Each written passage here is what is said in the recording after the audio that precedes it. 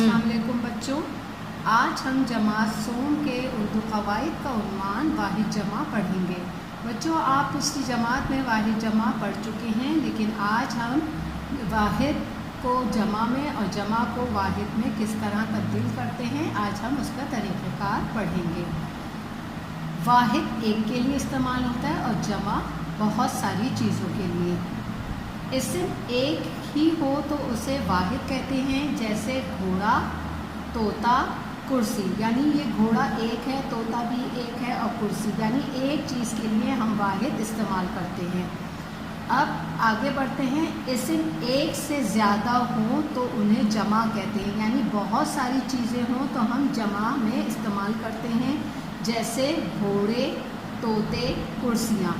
अभी हमने ऊपर घोड़ा एक था वाहिद में इस्तेमाल किया, और जब बहुत सारे हुए तो हमने घोड़े जमा में घोड़े इस्तेमाल करेंगे।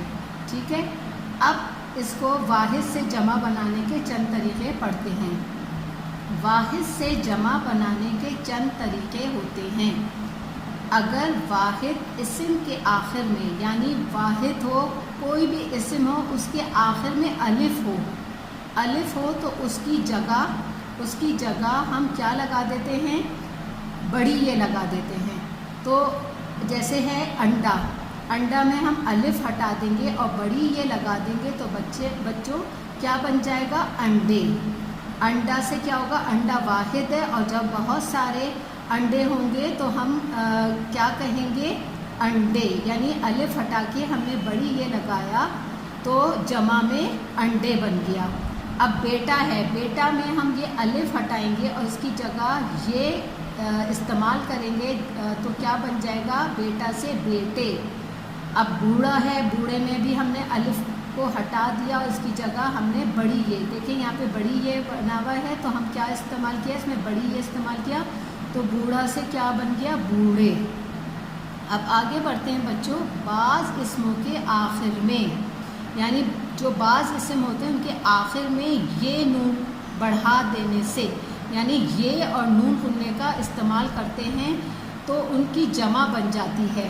ठीक है, ये नून बढ़ा देने से उनकी जमा बन जाती है। जैसे आँख है, एक आँख है तो हम वाहिद में आँख बोल रहे हैं। जब बहुत सारी आँख होगी तो हम उसे क्या कहेंगे, आँखें। अब देखिए बच्चों, यहाँ पे दो चश्मी है पे आँख का लफ्ज़ ख़त्म हुआ, तो अब जब हम इसको जमा बनाएंगे तो हम इसके अंदर क्या जमा कर देंगे, ये नून गुन्ना। देखिए यहाँ पे हमने ये नून गुन्ना इस्तेमाल किया है तो आँख से आँखें बन गया।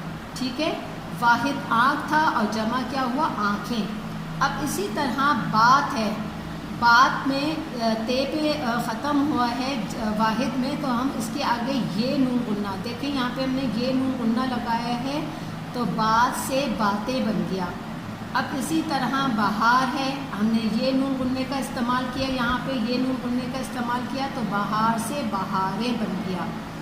अब आगे बढ़ते हैं बच्चों। वाहिद इस्म के आखिर में, यानी वाहिद है और इस्म है, उसके आखिर में हमने ये है, वाहिद के आखिर में ये है तो इसके साथ अलिफ नून गुन्ना बढ़ा देंगे तो क्या बनेगा, जैसे बिल्ली, बच्ची है, बच्ची में हमने अलिफ, अभी ये बच्ची है, इसके अंदर हमने अलिफ नून गुन्ना जमा किया तो बच्ची से क्या बन गया, बच्चियाँ। अलिफ नून गुन्ना का इस्तेमाल किया तो क्या बन गया, बच्ची से बच्चियाँ। अब यहाँ पर बिल्ली है, अब बिल्ली में भी हमने अलिफ नून गुन्ना का इस्तेमाल किया तो क्या बन गया, बिल्लियाँ। अब इसी तरह बकरी से बकरियाँ। बच्चों, मुझे उम्मीद है कि आपको जमा से वाहिद और वाहिद से जमा बनाने का तरीक़ाकार समझ में आ गया होगा। अब हम आगे इसकी मश्क की तरफ बढ़ते हैं कि उसको हमें किस तरह करना है। बच्चों, आपको मैं पिछली जमात में वाहिद जमा की वजाहत समझा चुकी हूँ। अब हम इसकी मश्क की तरफ बढ़ते हैं। वाहिद जमा, वाहिद से जमा बनाएंगे, किस तरह बनाएंगे मैं आपको पिछली जमात में समझा चुकी हूँ। अब आप क्या है, ये रास्ता है, रास्ता से हम इसकी जमा क्या होगा, रास्ता, रास्ते।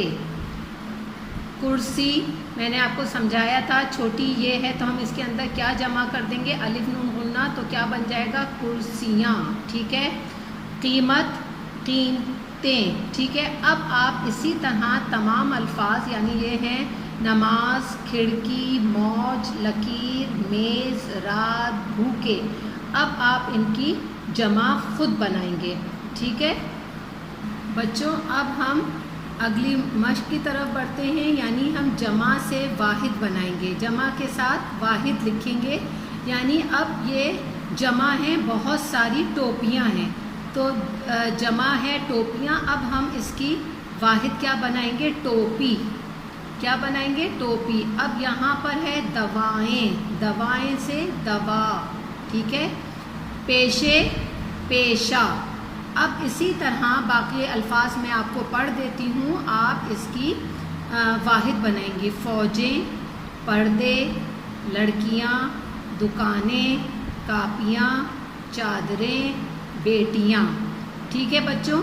جمع سے واحد بنائیں گے، آپ اپنی کاپی میں اس کو نہایت خوشخط انداز میں مکمل کریں گے، اور جو بچوں میں نے آپ کو اس کی وضاحت سمجھائی ہے، آپ کو وضاحت لکھنے کی ضرورت نہیں ہے، صرف آپ اس کی مشق مکمل کریں گے اپنی کاپی میں نہایت بہترین خوشخطی کے ساتھ۔